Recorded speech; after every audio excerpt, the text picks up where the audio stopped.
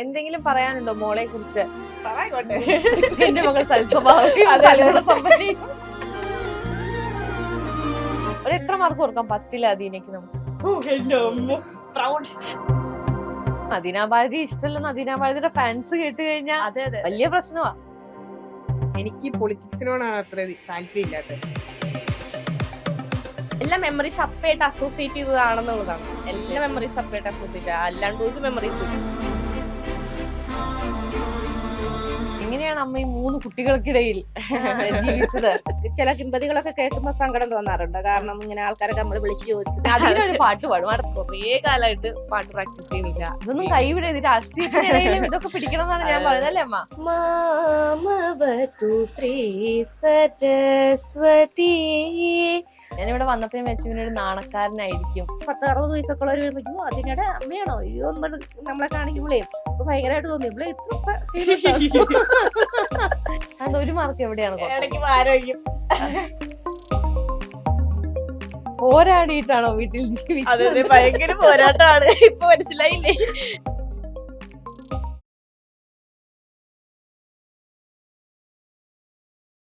ആദ്യത്തെ അദീനോട് ഇത്ര കാലമായിട്ട് പറയാത്ത പറയാൻ ആഗ്രഹിക്കുന്ന എന്തെങ്കിലും കാര്യമുണ്ടോ? അങ്ങനെ പ്രത്യേകിച്ചൊന്നുമില്ല. ഇല്ല, അവരെല്ലാം വീട്ടിൽ തുറന്നു പറയാറുണ്ട്. ഒന്നും പറയാൻ എനിക്ക് ഒരു മടിയില്ല എന്നൊക്കെ. അവനിപ്പോ എന്തെങ്കിലും വള്ളി പിടിച്ചാലും അവൻ അപ്പയോടും അമ്മയോടും പറഞ്ഞില്ലെങ്കിലും എന്റെ അടുത്തൊന്ന് പറയും, ഇങ്ങനെയുണ്ട്, ഇങ്ങനൊരു സംഭവം ഉണ്ട്, നീ ഇപ്പൊ അവരോട് പറയണ്ട. എന്റെ അടുത്തൊന്നും എല്ലാ കാര്യവും പറയും. ആ ഒരു സ്പേസ് കൊടുത്തിട്ടുണ്ട് എന്നുള്ളത് കൂടി. എത്ര വയസ്സിന്റെ വ്യത്യാസം ഉണ്ട്? 1.5 വയസ്സിന്റെ വ്യത്യാസമേ ഉള്ളൂ. പിന്നെ ആവാം, തെറ്റില്ല. എന്നാലും ചേച്ചിയുടെ ഏറ്റവും കൂടുതൽ ഇഷ്ടം എന്താ? അങ്ങനെ വെച്ചാൽ എല്ലാം ഇഷ്ടമാണ് എന്നാലും എന്ന നിലയും എല്ലാവരും. പക്ഷെ ഈ എനിക്ക് പൊളിറ്റിക്സിനോടാണ് അത്ര താല്പര്യമില്ലാത്തത്. ആ ഒരു അദീന ഭാരതി എന്ന് പറയുന്ന ആ ഒരു വ്യക്തിയോട് എനിക്ക് ഒട്ടും താല്പര്യമില്ല. അദീന അലക്സ് ആണെങ്കിൽ അലക്സിന്റെ മോള്, ജോളിയുടെ മോള്, എന്റെ പെങ്ങളെന്ന രീതിക്കുള്ള അദീനനെ എനിക്ക് ഇഷ്ടമുള്ളൂ. അദീന ഭാരതിയോട് താല്പര്യമില്ല. ഞാൻ എപ്പോഴും പറയും, ഇപ്പൊ എന്റെ അടുത്താണേലും ആൾക്കാരൊക്കെ ഇങ്ങനെ ചോദിക്കും, ചേച്ചി ഇങ്ങനെ പാർട്ടി പരിപാടിക്ക് നടക്കുന്നുണ്ട്, അപ്പൊ നിനക്ക് പോയാ എന്നാന്ന് ചോദിക്കുമ്പോ ഞാൻ പറയും അതെന്റെ ഇഷ്ടമാണ്, അത് അവള് പോവാണെ പൊക്കോട്ടെ, അത് അദ്ദേഹത്തിന്റെ ഇഷ്ടമാണ്. എനിക്കെന്ന് എഴുതിയിട്ട് എനിക്ക് എന്റെ ഇതുണ്ടല്ലോ, ഉറപ്പായിട്ടും. അപ്പൊ എനിക്കതിന് എന്റേതായിട്ടുള്ള രീതിയിൽ ഞാൻ പോകണ്ട്. അവൾക്കത് ഇഷ്ടമെങ്കിൽ പൊക്കോട്ടെ, പക്ഷെ അധികം ആവരുതെന്നേ ഉള്ളൂ. പറയാറുണ്ട്, പക്ഷെ അത് എന്തുകൊണ്ടാ അദീന പൊളിറ്റിക്സിൽ പോകുന്നതിനോട് താല്പര്യം ഇല്ലാത്ത? എന്തുകൊണ്ടാ? അതെന്താന്ന് വെച്ചാൽ അങ്ങനെയാണ്. ഒരു കരുതലിന്റെ ഭാഗമാണോ? ആ കരുതല് മീൻസ് കൂടുതലും ഫുള്ള് പ്രശ്നങ്ങളാണ്. കൂടുതലും എവിടെ തൊടുന്നോ അവിടെ മൊത്തം ചെറിയ തൊടലൊന്നല്ല, അദീന തൊടുന്നതെന്നുള്ളതാ പ്രശ്നം. വള്ളിപ്പടപ്പ് പോലെ ഇങ്ങനെ വള്ളി കയറി കയറി കയറി ഉച്ചിയിൽ നിൽക്കും. ലാസ്റ്റ് ആയിരിക്കും പിന്നെ എല്ലാം ഇതാവുന്നത്. അപ്പൊ അതുകൊണ്ടുള്ള ഒരു ഇതും എല്ലാം ആണ്. ടെൻഷനാണ് അപ്പൊ. പിന്നെ എനിക്ക് പൊതുവെ അങ്ങനെ ഇതിനോട് താല്പര്യം ഇല്ല. കാരണം അങ്ങനെ വലിയ കാര്യമായിട്ട് നമ്മള് പോയാലും നമുക്ക് അതിനുള്ള ഇത് ഒന്നും ഇല്ല, സമയമോ കാര്യങ്ങളൊന്നും ഇല്ല. പിന്നെ അറിയാലോ ഇപ്പോഴത്തെ ഇത് എല്ലാം. അവന്റെ കോളേജിൽ അവന്റെ തൊട്ടപ്പുറത്തെ ക്ലാസ്സിൽ പഠിക്കുന്ന 2-3 പേര് എനിക്ക് ഫ്രണ്ട്സ് ഉണ്ട്. അല്ല, ഫ്രണ്ട്സ് അല്ല, ഫാൻസ് ഉണ്ട്. അപ്പൊ അവര് ഇവന്റെ അടുത്ത് വന്നിട്ട് എന്റെ സ്റ്റോറി സ്റ്റാറ്റസ് നിന്റെ ചേച്ചിനെ കണ്ടോ, ആളെന്നെ അടിപൊളിയായിട്ടോ, നിനക്ക് ഇങ്ങനെയൊക്കെ പോക്കൂടെ എന്നൊക്കെ ഇവന്റെ അടുത്ത് ചോദിക്കുമ്പോ ഇവന് ഭയങ്കര ദേഷ്യവാ. അവന് ഇഷ്ടമല്ല, അവന് പൊളിറ്റിക്സിനോട്. അദീന ഭാരതി ഇഷ്ടമല്ലെന്ന് അദീന ഭാരതിയുടെ ഫാൻസ് കേട്ട് കഴിഞ്ഞാൽ അതെ, അതെ, വലിയ പ്രശ്നമാ. എനിക്കൊരു പ്രശ്നവുമില്ല, അത് അവരുടെ ഇഷ്ടമല്ലേ. അല്ല, അവർക്ക് അദീന എന്നുള്ള ആളെ അദീന ഭാരതിയായിട്ട് അറിയത്തുള്ളൂ. പക്ഷെ അവരെക്കാളും ബന്ധവും രക്തബന്ധവും ഉള്ളത് എനിക്കാണ്. ഉറപ്പായിട്ടും. അപ്പം അവരെന്ത് പറഞ്ഞാലും എനിക്കൊരു പ്രശ്നവുമില്ല. ഇനിയിപ്പൊ എന്നെ എന്ത് ചെയ്താലും ശരി, എനിക്കൊരു പ്രശ്നവുമില്ല. കാരണം അവരെക്കാളും എന്തുകൊണ്ടും ഇവളെ എന്ത് ചെയ്യാനുള്ള അധികാരം എല്ലാം എനിക്കുണ്ട്. തീർച്ചയായിട്ടും. അത് ഇപ്പൊ പ്രായത്തിൽ കുറവാണേലും എന്താണേലും അങ്ങനെ ഉണ്ട്. അതുകൊണ്ട് പ്രശ്നമില്ല. ആള് ഭയങ്കര പോസസീവ്നെസ് ഉള്ള ആളാ. അതായത് ഇവനെക്കാളും എനിക്ക് വേറെ ആരെങ്കിലും ഞാൻ ഭയങ്കരമായിട്ട് ഇത് കാണിച്ചു കഴിഞ്ഞിട്ടുണ്ടെങ്കിൽ ഞാനല്ലേ നിന്റെ കാര്യം തീരുമാനിക്കണേ, ഞാനല്ലേ അവൻ ഭയങ്കര അധികാരമുള്ള ആളാണ്. ചേച്ചി ചെയ്ത എന്തെങ്കിലും കാര്യത്തിൽ വലിയ സന്തോഷം തോന്നിയിട്ടുണ്ടോ? ഏറ്റവും കൂടുതൽ ചേച്ചിനെ കുറിച്ചൊരു പ്രൗഡ് ആയിട്ടുള്ള അല്ലെങ്കിൽ സന്തോഷം തോന്നിയൊരു മൊമെന്റ്? ഇനി രാഷ്ട്രീയം വേണ്ട, അല്ലെങ്കിൽ പേഴ്സണലി ആണെങ്കിലും എന്തായിരിക്കും അത്? പേഴ്സണലി ആണെങ്കിലും എല്ലാത്തിനും ഇതേപോലെ പറഞ്ഞ പോലെ ആക്റ്റീവ് ഒക്കെയാണ്. പിന്നെ യൂണിവേഴ്സിറ്റി ആണെങ്കിലും ടോപ്പറാണ് എന്നൊക്കെയുള്ള. ഈ സമ്മാനങ്ങളൊക്കെ വാങ്ങി വരുമ്പോ ഒക്കെ ഭയങ്കര സന്തോഷം തോന്നാറുണ്ടോ? തോന്നാറുണ്ട്. അങ്ങനെയാണ്. ഏറ്റവും കൂടുതൽ സങ്കടം അല്ലെങ്കിൽ ദേഷ്യം വന്ന എപ്പോഴാ ചേച്ചിയോട്? അത് ഇതിനോട് ഈ രാഷ്ട്രീയത്തോടെ എനിക്ക് താല്പര്യമില്ലാത്ത താല്പര്യമില്ല. ഞാൻ പറഞ്ഞല്ലോ, അതാണ് ആ ഒരു വ്യക്തി എനിക്ക് ഒട്ടും ഇഷ്ടമല്ല. ഒട്ടും ഇഷ്ടമല്ല. എനിക്കെന്നല്ല, അച്ഛനും ഇപ്പൊ ഒട്ടും ഇഷ്ടമല്ലായിരുന്നു. കാരണം അതിന്റെ പേരിലാണ് വീട്ടില് മിക്കപ്പോഴും വഴക്കുണ്ടാവുന്നത് തന്നെ. ഉണ്ടായിട്ടുള്ളത്. പിന്നെ ഞാൻ ലാസ്റ്റ് എന്നിട്ട് പിന്നെ എന്നെ കെട്ടിപ്പിടിച്ച് കരയില് അതൊക്കെ ആയി. പറഞ്ഞാ കേൾക്കത്തില്ലല്ലോ. ഒരു മീഡിയേറ്റർ ഇങ്ങനെ ഇറങ്ങി പോയിട്ടൊക്കെ എന്റെ വീട്ടിൽ നിന്ന് രാഷ്ട്രീയത്തിൽ രാജിവെക്കാൻ പറഞ്ഞു. ഇട്ടിട്ടുണ്ട്. ഓ രാജിവെക്കാൻ പറഞ്ഞപ്പോ ഇറങ്ങിപ്പോയി. ഇറങ്ങി പോയതല്ല, ഇറക്കി വിട്ടതാ. അമ്മ എങ്ങനെയാണ് ഇതിനിടയിൽ മാനേജ് ചെയ്തിട്ട് പോകുന്നത്? കാരണം അവൾ തെറ്റായ മാർഗത്തിൽ പോകില്ലെന്നുള്ള വിശ്വാസം ഉണ്ടല്ലോ. അതുകൊണ്ട് രാഷ്ട്രീയം എന്ന് പറയുമ്പോൾ അത് ഓരോരുത്തരുടെ വ്യക്തിപരമായ താല്പര്യമാണ്. പിന്നെ പഠനം ജോലി അത് മുൻകൂർ പരിഗണന കൊടുക്കണം എന്ന് പറഞ്ഞിട്ടുണ്ട്. അതിനോട് കുറവ് കാണിക്കാറില്ല. അപ്പൊ പിന്നെ ബാക്കി സമയങ്ങളില് പിന്നെ അവള് ഡാൻസറാണ്, മ്യൂസിക് നന്നായിട്ട് പാടും, വരയ്ക്കും നന്നായിട്ട് വരയ്ക്കും. ഇപ്പൊ വരയ്ക്കാനൊന്നും സമയം കിട്ടാറില്ല. സങ്കടം തോന്നിയിട്ടുണ്ടോ എന്തെങ്കിലും കാര്യത്തിൽ അതിനെ കുറിച്ച് ഓർക്കുമ്പോ? സങ്കടം എന്ന് പറഞ്ഞാൽ അങ്ങനെ പിന്നെ ചില കിംവദികളൊക്കെ കേൾക്കുമ്പോൾ സങ്കടം തോന്നാറുണ്ട്. കാരണം ഇങ്ങനെ ആൾക്കാരൊക്കെ നമ്മൾ വിളിച്ചു ചോദിക്കുകയൊക്കെ ചെയ്യുമ്പം ഒക്കെ വിഷമം തോന്നാറുണ്ട്. അപ്പൊ അമ്മ എന്താ അവരോടൊക്കെ അമ്മ എന്താ പറയാറ്? അവരോട് ഞാൻ വിട്ടുകൊടുക്കത്തില്ല പറയും. പക്ഷെ ഞാൻ ഇവിടെ പൊന്നൂടെ വഴക്ക് പറയും. കാരണം അത് ഒരു അമ്മ എന്ന നിലയിൽ എനിക്ക് അത് ഞാൻ ചെയ്യാറുണ്ട്. ഏറ്റവും കൂടുതൽ സന്തോഷം തോന്നിയത് എപ്പോഴാണ് അവളെ കുറിച്ച് ആലോചിക്കുമ്പോ? സന്തോഷം തോന്നി പറഞ്ഞാൽ അവളെ എല്ലാ കാര്യങ്ങളിലും മുൻപന്തിയിലാണ്. പിന്നെ നല്ല ആൾക്കാർക്കൊക്കെ നല്ല മതിപ്പുള്ള ആളാണ്. ഇടയ്ക്ക് വധഭീഷണിയൊക്കെ വന്നിട്ടുണ്ട്. അതെ, ഇടയ്ക്ക് വധഭീഷണിയൊക്കെ വന്നു. ആ സമയത്തൊക്കെ ഞാൻ വഴക്ക് പറയാണ്ട്. അപ്പൊ പറയാറുണ്ടോ കോളേജിൽ നിൽക്കണ്ട ഇവിടെ വീട്ടിൽ വന്ന് നിൽക്കാൻ പറയാറുണ്ടോ? അങ്ങനെ പറഞ്ഞാൽ അവള് അതാണ് കൂടുതലും അവിടെ ആ കുട്ടികളെ അവിടെയാണ് അവൾക്ക് ആവശ്യം പോലെ പോകും. അങ്ങനെയാണ്. ഈ കുഞ്ഞായിരുന്ന സമയത്ത് അതിനൊക്കെ ഏറ്റവും കൂടുതൽ ഓർമ്മയുള്ള ഒരു മെമ്മറി എന്താ വീടുമായി അസോസിയേറ്റ് ചെയ്തിട്ട്? അതിന് ചോദിച്ചാൽ എല്ലാം ഓരോ മെമ്മറീസ് ആണ് ഉറപ്പായിട്ടും. എല്ലാം സ്പെഷ്യൽ ആയിട്ട് ഇന്നും ആലോചിക്കുമ്പോ ഒരുപാട് സന്തോഷം തോന്നുന്ന ഒരു മെമ്മറി ഉണ്ടോ? അങ്ങനെ ഒരുപാട് മെമ്മറീസ് ഉണ്ട്. ഇപ്പം ലൈക്ക് ഡിഗ്രിക്ക് ചേർന്നതിന് ശേഷമാണ് വീടുമായിട്ട് കുറച്ചുകൂടി കണക്ഷൻ വിട്ടത്. കാരണം അവിടെ പോയി നിന്ന് പഠിക്കുക, അതുവരെ നമ്മൾ വീട്ടിലായിരുന്നു. അപ്പൊ എല്ലാ മെമ്മറീസ് ആണ്, അതായത് എല്ലാ ആഘോഷങ്ങളും എല്ലാം പക്ഷെ എല്ലാ മെമ്മറീസ് അപ്പയായിട്ട് അസോസിയേറ്റ് ചെയ്തതാണെന്നുള്ളതാണ്. എല്ലാ മെമ്മറീസ് അപ്പയായിട്ട് അസോസിയേറ്റ്, അല്ലാണ്ട് ഒരു മെമ്മറീസും ഇല്ല. വീട് എന്ന് പറഞ്ഞാൽ തന്നെ അപ്പയാണ്. ഇപ്പം കുഞ്ഞില അങ്ങനെ മറക്കാത്തെന്ന് വെച്ചിട്ടുണ്ടെങ്കിൽ അപ്പ നേരത്തെ സ്കൂളിൽ പൊക്കോണ്ടിരുന്ന ആളാണ്. പെർമനന്റ് സ്റ്റാഫ് ആയിരുന്നു കടയത്ത് സെന്റ് പീറ്റേഴ്സിൽ ഡാൻസ് ടീച്ചറായിട്ട്. അപ്പൊ അവിടെ ഒരു 25 വർഷത്തോളം വർക്ക് ചെയ്ത ആളാണ്. അപ്പൊ എനിക്ക് വീട്ടിലെന്ന് വെച്ചാൽ അന്നെന്ന് വെച്ചാൽ നേരെ തിരിച്ചാ, അപ്പേനെയാണ് കുറച്ച് സമയം കിട്ടുക. അമ്മ ഫുൾ ടൈം വീട്ടിലുണ്ടാവും. കുഞ്ഞായിരുന്നല്ലോ.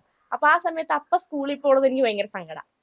എനിക്ക് എങ്ങനെയെങ്കിലും അപ്പൊ പോയി കഴിഞ്ഞാൽ എങ്ങനെയെങ്കിലും ഒരു 3:30-4 മണി ആയാൽ മതി, അപ്പൊ ഒന്ന് തിരിച്ചു വന്നാൽ മതി. ആ സാധനമാണ്, സ്കൂൾ ടൈം കഴിഞ്ഞിട്ടല്ലേ തിരിച്ചു വരാൻ പറ്റുള്ളൂ. അപ്പൊ എപ്പോഴും വീട്ടിൽ കാണണം. അപ്പൊ വീട്ടിലുള്ളത് ഭയങ്കര ഹാപ്പിനെസ് ആണ്. അപ്പൊ വീട്ടിലില്ലെങ്കിൽ ഭയങ്കര ഒരു, അത് പണ്ട് മുതലേ അങ്ങനെയാണ്. അപ്പൊ വീട്ടിലില്ലാച്ചാൽ അപ്പൊ അമ്മ ഇപ്പൊ 2-3 ദിവസം ഒരു 5-6 ദിവസം അമ്മയുടെ വീട്ടിൽ പോയിരുന്നാലും ഞാൻ അമ്മയോട് വിളിച്ചത് ഒരാഴ്ചയും കൂടെ കഴിഞ്ഞിട്ട് വന്നാൽ മതി അത് പറയായിരുന്നു. പക്ഷെ അപ്പൊ ഒരു ദിവസം മാറി തന്നെ മനസ്സിൽ ഭയങ്കര ബുദ്ധിമുട്ടാണ്, ഭയങ്കര ശൂന്യത വീട്ടിൽ. അപ്പനെ വെച്ച് നോക്കുമ്പോ അമ്മയാണ് കമ്പാരിറ്റീവ്ലി കുറച്ചുകൂടി മെച്ചുവേർഡ്. അപ്പയ്ക്ക് ഇപ്പോഴും മനസ്സിൽ ഭയങ്കര കുട്ടിത്വം സൂക്ഷിക്കുന്ന ഒരാളാണ്, ഭയങ്കര കുട്ടിത്ത. അതായത് പിള്ളേരുടെ അടുത്ത് കൊണ്ടുവിട്ടാൽ പിള്ളേരെക്കാൾ കഷ്ടമായിരിക്കും.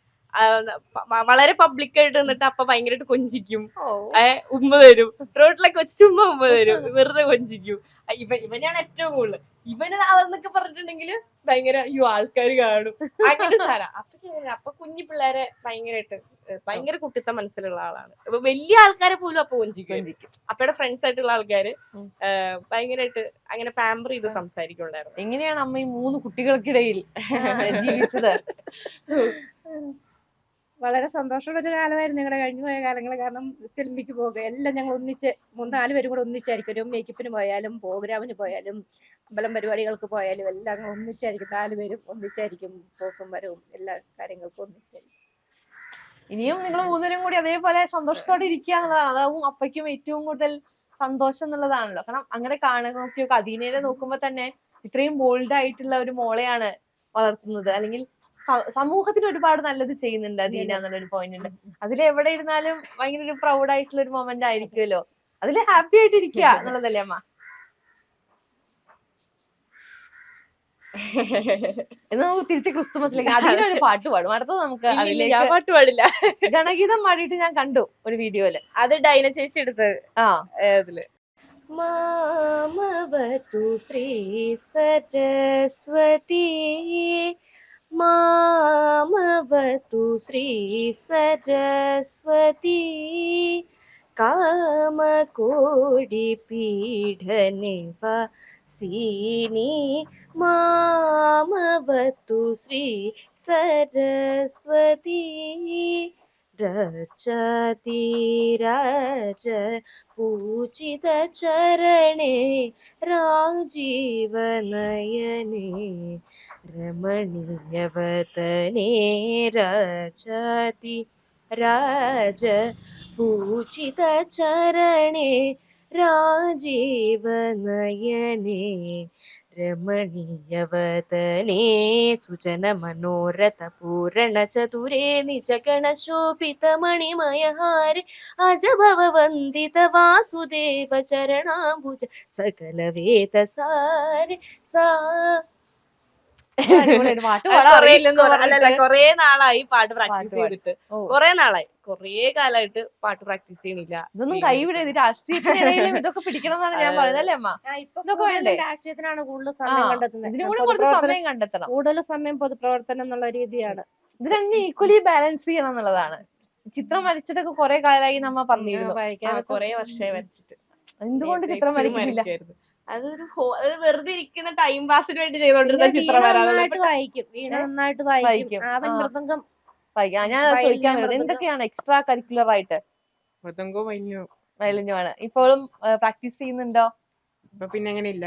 ഇല്ല. സ്റ്റഡീസ് ഒക്കെ ആയിട്ട് പിന്നെ ഞാൻ പ്രാക്ടീസ് അങ്ങനെ ചെയ്യാറില്ല. പക്ഷെ പ്രോഗ്രാംസ് ഇപ്പൊ കേരളോത്സവം ആണെങ്കിലും അങ്ങനെ പിന്നെ സ്കൂളിലെ കലോത്സവം ഒക്കെ ആണെങ്കിലും അതിനൊക്കെ ഞാൻ പോവും, പ്രൈസ് ഒക്കെ വാങ്ങിക്കാറൊക്കെ ഉണ്ട്.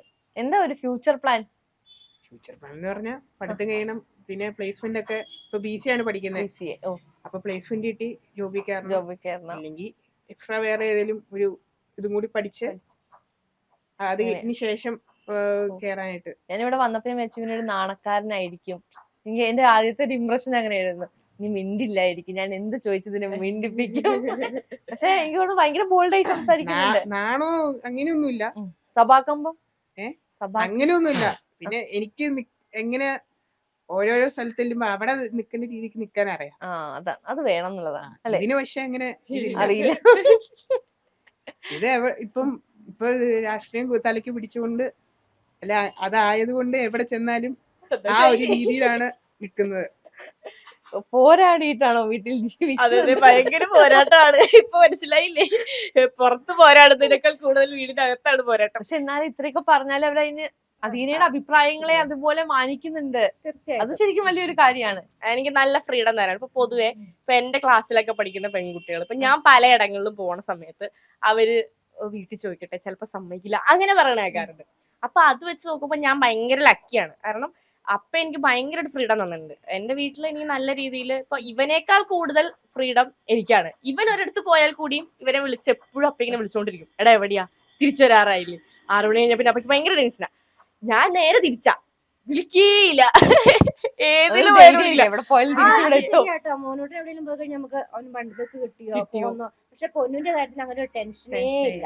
ഏത് പാതിരാത്രിയിലും രണ്ടാമത്തെ മോനായോണ്ട് കൊഞ്ചിച്ചതായിരിക്കും. ധാരണയുണ്ട്. അവൻ എപ്പോഴും ഒന്നും നമ്മൾ കുഞ്ഞായിട്ട് നമ്മുടെ കൂടെ എപ്പോഴും ഇങ്ങനെ കരുതലേ. അവനല്ലാണ്ട് പുറത്ത് അവനല്ലാതെ പോകൂല കേട്ടോ. എനിക്ക് പേടിയായിരുന്നു അപ്പഴടുത്ത് ചോദിക്കാൻ അയോധ്യ പൊക്കോട്ടെ എന്ന്. ആ പ്രാണപ്രതിഷ്ഠ കഴിഞ്ഞിട്ട് നമ്മൾ ആസ്ഥ ട്രെയിനിൽ പോകുന്നതുണ്ടായിരുന്നു. അപ്പൊ ഞാൻ ഒറ്റയ്ക്കേ ഉള്ളൂ, വേറെ ആൾക്കാരുണ്ട്, മലയാളീസ് ആയിട്ടുള്ള ആൾക്കാരും നമ്മുടെ നാട്ടുകാരായിട്ട് പല ആൾക്കാരുണ്ട്. പക്ഷെ പോവാൻ നേരത്തെ അപ്പോഴും ചോദിക്കാൻ എനിക്ക് ഭയങ്കര പേടിയായിരുന്നു. പക്ഷെ ഞാൻ ചോദിച്ചു, ആളപ്പൊ തന്നെ സമ്മതിച്ചു. ആ പൊക്കോ എന്ന് പറഞ്ഞിട്ട് ടിക്കറ്റ് എടുക്കാൻ പൈസ അയച്ചു തന്നു, പൊക്കോ എന്ന് പറഞ്ഞു. അപ്പൊ ഞാൻ വിചാരിച്ചു ആ പോണ വഴിക്കൊക്കെ വിളിക്കായിരിക്കും, അതായത് സ്റ്റേറ്റിന് പുറത്തോട്ട് പോവാണല്ലോ, വേറൊരു സ്റ്റേറ്റിലോട്ട് പോവാണല്ലോ, ഇത്രയും ദൂരെ പോവാണല്ലോ, അപ്പൊ വിളിക്കൂന്നൊക്കെ വിചാരിച്ചു. പക്ഷെ എവിടെ വിളിക്കാൻ? അപ്പൊ ഞാനിങ്ങനെ വിചാരിക്കും, അപ്പ അമ്മയൊന്നും ഇതുവരെ വിളിച്ചില്ലല്ലോ, ഇനി ഞാൻ പോയത് മറന്നുപോയതാണോ? സാധാരണ ടെൻഷൻ ഉണ്ടാവണല്ലോ. വിളിച്ചേ ഇല്ല, നമ്മൾ അങ്ങോട്ട് വിളിച്ചു കഴിയുമ്പോ എന്നാ ഞാനിവിടെ എത്തി അങ്ങനെ തന്നെ. ഭയങ്കര ഫ്രീഡാണ് കുഞ്ഞിലേ മുതൽ. ഏജ് ആയി കഴിഞ്ഞിട്ടെന്നല്ല, ചെറുപ്പം മുതലേ ഭയങ്കര ഫ്രീഡാണ്. ഇപ്പൊ 8 വയസ്സ് 10 വയസ്സുള്ള സമയത്താണെങ്കിൽ പോലും നമ്മള് റോട്ടിൽ പോവാണ്, അല്ലെങ്കിൽ കടയിൽ പോവാണ്, അല്ലെങ്കിൽ അവിടെ പോവാണ്, ഇവിടെ പോവാണ്, ഇന്ന സ്ഥലത്ത് പോവാണ്, അല്ലെങ്കിൽ ഫ്രണ്ട്സിനോട് പോവാന്ന് പറഞ്ഞു കഴിയുമ്പോ അതൊന്നും ഒരു വിഷയമല്ല. പക്ഷെ ഞാൻ അത് നോക്കുമ്പോ എന്റെ ക്ലാസ്സിൽ പഠിക്കുന്ന കുട്ടികളൊക്കെ ലൈക്ക് എവിടെ പോകുമ്പോഴും അവർക്ക് ചോദിക്കണം, അനുവാദം വാങ്ങിക്കണം, കൊറേ സ്ട്രഗിൾ ചെയ്യണം Struggle എവിടെയെങ്കിലൊക്കെ ചെയ്യണം, അതെ. പോകണമെങ്കിൽ. ഈ ഇത്രയും കുഞ്ഞായിരുന്ന അതിനിപ്പോ ഭയങ്കരമായിട്ട് സംസാരിക്കുന്ന കാര്യങ്ങൾ എന്നൊക്കെ പറയുന്നത് ആധ്യാത്മിക തലങ്ങളിലും അതല്ലെങ്കിൽ എന്താ പറയാ വേറൊരു ലെവലിലാണ് അതിന് സംസാരിച്ചു വെക്കുന്നത് കാര്യങ്ങള്. നമ്മൾ അന്നേരം ഓർക്കും ഇത്ര ഇവർക്ക് ഇവിടെ ഉള്ളിൽ ഇത്ര നോളജ് ഉണ്ടായിരുന്നോ. എനിക്ക് ഓരോരുത്തർ എന്റെ ഫ്രണ്ട്സ് ഇട്ട് വരും. അപ്പൊ ഞാൻ ഇത് പൊന്നു തന്നെയാണ് ഈ പറയുന്നത്. ആ അമ്മയുടെ കടയിൽ അമ്മയോട് ചോദിക്കും "ഇവക്ക് ഇത്രയും ഇതുണ്ടോ?" എന്നൊക്കെ അമ്മ വളരെ ചെറിയ കുട്ടികൾ ഒത്തിരി വലിയ 10-60 വയസ്സൊക്കെ ഉള്ളവർ വരുമ്പോ അയ്യോ അതിനിടെ അമ്മയാണോ അയ്യോ എന്ന് പറഞ്ഞ് നമ്മളെ കാണിക്കുമ്പോഴേ അപ്പൊ ഭയങ്കരമായിട്ട് തോന്നി ഇവിടെ ഇത്ര ഇവള് തന്നെയാണോ വീട്ടിലിരിക്കുന്നത്? വീട്ടിലെ ഞാൻ അറിയാതെ ഞാൻ അധോലോകം ആയിക്കൊണ്ടിരിക്കുകയാണ്. അങ്ങനെ ആരെങ്കിലും വന്ന് പറഞ്ഞിട്ട് അമ്മയ്ക്ക് ഭയങ്കര സന്തോഷം തോന്നിയത്? തോന്നിയിട്ടുണ്ട്. കാരണം ഒരു ദിവസം ഇതുപോലെ ഒരു പാലക്കാട് ഒരു കസ്റ്റമർ കടയിൽ വന്നു. എന്നിട്ട് ഇങ്ങനെ പറഞ്ഞിങ്ങനെ എന്തോ കാര്യം ഇങ്ങനെ സംസാരിച്ചു. ഞങ്ങൾ കസ്റ്റമേഴ്സിന്റെ വീട്ടുവിശേഷമൊക്കെ ചോദിക്കും. അപ്പൊ എന്നോട് ചോദിച്ചു എത്ര പിള്ളേരൊക്കെ ചോദിച്ചു. ഞാൻ മോൾ പഠിക്കുക എന്നൊക്കെ പറഞ്ഞു. അത് കഴിഞ്ഞ് മോനും മോളും. അപ്പൊ ഞാനിങ്ങനെ ഹസ്ബൻഡ് ചോദിക്കുമ്പോൾ ഹസ്ബൻഡ് ഒരു വർഷമായി പെട്ടെന്ന് അച്ഛൻ മരിച്ചതിന് ശേഷമായിരുന്നു. അപ്പൊ ചോദിച്ചു അച്ഛൻ മരിച്ചോ? പേരെന്നാ ചോദിച്ചു. അലക്സ് അദീനയുടെ പുള്ളി ഇങ്ങോട്ട് ചോദിച്ചു അദീനയുടെ. അപ്പൊ ഞാൻ പറഞ്ഞു അദീനയുടെ അമ്മ അദീന ഭാരതിയുടെ അമ്മയാണ് ചോദിച്ചു. അതെന്ന് പറഞ്ഞു അത് ശരി ചേച്ചി ഇവിടെ വർക്ക് ചെയ്യുന്നല്ലേ. അവര് കൂടുതൽ ഐറ്റങ്ങളൊക്കെ എടുത്തു. എന്നിട്ട് ഭയങ്കര വീട്ടുവിശേഷമൊക്കെ പറഞ്ഞിട്ട് പോവുകയൊക്കെ ചെയ്തു. അവര് പാലക്കാട് നിന്ന് വന്നത് അവര്. അപ്പൊ കടയിൽ വന്ന് എന്നെ പരിചയപ്പെട്ട് പിന്നെ പിള്ളേരുടെ വിശേഷം ചോദിച്ചപ്പോ ഞാനിങ്ങനെ മോളില് അദീന പൊന്നുവാന്ന് പറഞ്ഞു. അങ്ങനെ വിളിച്ചപ്പോഴാണ് അവര് ഭയങ്കര അവർക്ക് ഭയങ്കര ഇന്ത്യൻ സ്റ്റാർ ഒക്കെ ആവുന്നുണ്ട് മെല്ലെ മെല്ലെ ഗോപാലേട്ടന് ശേഷം. അതിന് ഈ പൊളിറ്റിക്സിലേക്ക് പോകുമ്പോ എപ്പോഴെങ്കിലും ഫാമിലി ടൈം മിസ് ചെയ്യാറുണ്ടോ? മിസ് ചെയ്യാറുണ്ടോന്ന് ചോദിച്ചാൽ അത് നമുക്ക് അതാണ് ഇഷ്ടം എന്നുള്ളത് കൊണ്ടാണോ നമ്മൾ അങ്ങനെ പോണേ. അങ്ങനെ മിസ് ചെയ്യാറില്ല. പക്ഷെ അച്ഛൻ മരിച്ച സമയത്താണ് നമ്മൾ കൂടുതലും അതിനെ പറ്റിയിട്ട് ആലോചിക്കണേ. കുറച്ചുകൂടി ടൈം സ്പെൻഡ് ചെയ്യാമായിരുന്നു. കുറെ കാര്യങ്ങൾ മിസ്സായി പോയിട്ടുണ്ട് എന്നുള്ളത് നമ്മൾ വളരെ ലേറ്റ് ആയിട്ടാണ് റിയലൈസ് ചെയ്യുന്നത്. പക്ഷെ അതുകൊണ്ട് എനിക്കൊരിക്കലും അങ്ങനെ റിഗ്രറ്റ് ആയിട്ട് തോന്നിയിട്ടില്ല. കാരണം അതുകൊണ്ട് കിട്ടിയിട്ടുള്ളതെല്ലാം നല്ലതേ വന്നിട്ടുള്ളൂ. സംഘടനാ പ്രവർത്തനം ചെയ്തതുകൊണ്ട് കിട്ടിയതല്ലെങ്കിൽ നല്ലതേ വന്നിട്ടുള്ളൂ. ഒന്നും മോശമായിട്ട് സംഭവിച്ചിട്ടില്ല. ഓക്കെ, അപ്പൊ അതൊക്കെയാണ് വിശേഷങ്ങൾ. എന്തെങ്കിലും പറയാനുണ്ടോ മോളെ കുറിച്ച് അമ്മയ്ക്ക്? രണ്ടു വാക്ക് പറയാൻ പറഞ്ഞ അമ്മ എന്ത് പറയും? പറയായിക്കോട്ടെ. എന്റെ മകൾ സൽസ്വഭാവം. ഞാൻ പക്ഷെ അമ്മ കുറച്ച് എങ്ങാവുന്നുള്ള പ്രതീക്ഷ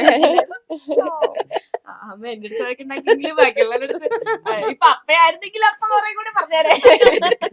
അമ്മ പൊതുവെ എല്ലാവരുടെ നല്ല രീതിക്ക് സപ്പോർട്ട് ചെയ്ത് സംസാരിക്കും. പക്ഷെ വീടിന്റെ അകത്ത് അപ്പയാണ് എനിക്ക് കൂടുതൽ സപ്പോർട്ട്. എന്ത് ചെയ്താലും അപ്പ സപ്പോർട്ട് ചെയ്യും.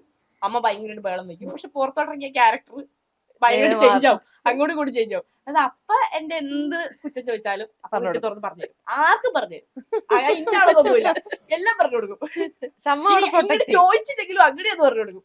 ഇവളിങ്ങനെ ചെയ്യുന്നുണ്ട് എന്ന് പറഞ്ഞു കൊടുക്കും. പക്ഷെ അമ്മ അങ്ങനെ പൊതുവെ പറയാറില്ല. പക്ഷെ അതേപോലെ തന്നെ നല്ല കാര്യങ്ങൾ അപ്പ എടുത്ത് പറയുകയും ചെയ്യും. അങ്ങോട്ട് പറയും ഇന്നത് ചെയ്യുന്നുണ്ട് എന്നുള്ളത് ഭയങ്കര പ്രൗഡിൽ ആള് പറയും. അപ്പയുടെ ഫ്രണ്ട്സ് എല്ലാരും വിളിക്കുമ്പോൾ പറയണ കാര്യം അത്. അലക്സ് എപ്പോഴും വിളിക്കുമ്പോ മോളുടെ കാര്യം തന്നെ വാതോരാതെ പറഞ്ഞോണ്ടിരിക്കും. റാങ്ക് കിട്ടിയ കാര്യം ഒക്കെ ഇങ്ങനെ പറഞ്ഞോണ്ടിരിക്കും. ഇപ്പൊ ഞാൻ കഴിഞ്ഞ ദിവസം സ്കൂളിൽ പോയി. ഇലക്ഷന് മുന്നേ ടീച്ചേഴ്സിനെ എല്ലാവരും കാണാന്നൊക്കെ വിചാരിച്ച് സ്കൂളിൽ പോയപ്പോഴാണ് എന്റെ അടുത്ത് അച്ഛമ്മ പറയണേ നിനക്ക് റാങ്ക് കിട്ടിയ കാര്യം പറയാനായിട്ട് അച്ഛൻ ഇങ്ങോട്ട് വിളിച്ചിട്ടുണ്ടായിരുന്നു, വിളിച്ച് പറഞ്ഞു എന്ന് പറഞ്ഞു. എന്റെ എല്ലാ സ്കൂളിലെ അച്ഛമ്മമാര് ടീച്ചേഴ്സിനെല്ലാം ഞാൻ വിളിച്ചില്ലെങ്കിലും അപ്പ വിളിക്കും, ഇടയ്ക്ക് വിളിച്ചിട്ട് എന്റെ വിശേഷം എല്ലാം പറഞ്ഞു കൊടുക്കും. ഒരു എത്ര മാർക്ക് കൊടുക്കാം 10 അതിനേക്ക് നമുക്ക് അങ്ങനെ മൊത്തത്തിലൊരു ഓവറോൾ ചോദിച്ചാൽ ചേച്ചി എന്ന നിലയ്ക്ക് എത്ര കൊടുക്കാം? ചേച്ചി എന്ന നിലയ്ക്ക് 10 കൊടുക്കാം. ഇത് മതി, ഒരു മാസത്തേക്കുള്ളതായിട്ട്. ഒരു അനിയൻ എന്ന നിലയ്ക്ക് എങ്ങനെയാണ്? അത് ഒരു മാർക്ക് എവിടെയാണ്? അതാണ് അനിയന്മാരുടെ ഒരു മെയിൻ ടാസ്ക് എന്ന് പറയുന്നത്. ഇങ്ങോട്ട് കാണിക്കും, ഇങ്ങോട്ടൊരു പാലോട്ടാ. ഞാൻ പറഞ്ഞല്ലോ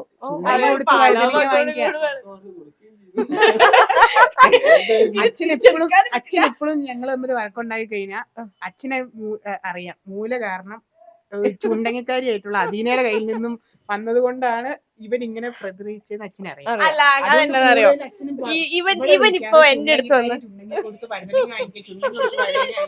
അതുകൊണ്ടല്ലേ നിനക്ക് ഇത് കിട്ടിയത്?